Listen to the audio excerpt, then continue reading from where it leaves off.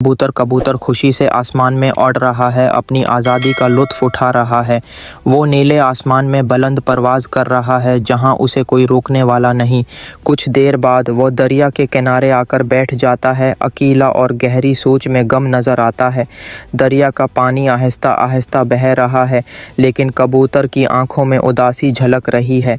अचानक सियाह बादल आसमान पर छा जाते हैं और तूफ़ान आने लगता है। हवा तेज़ हो जाती है और दरख्त झुकने लगते हैं।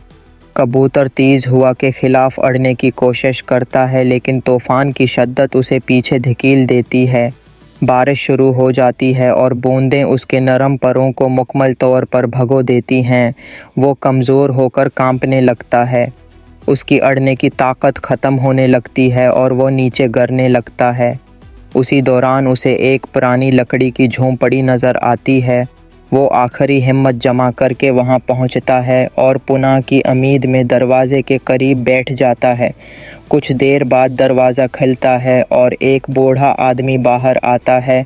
वो थके हुए कबूतर को देखकर मुस्करा देता है और उसे अंदर ले जाता है। झोंपड़ी के अंदर गर्म रोशनी फैली हुई है।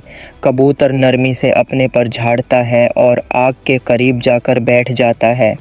हरारत महसूस करते ही उसके परों में ज़िंदगी वापस आने लगती है और वो अपने सफ़र को याद करके सोच में पड़ जाता है।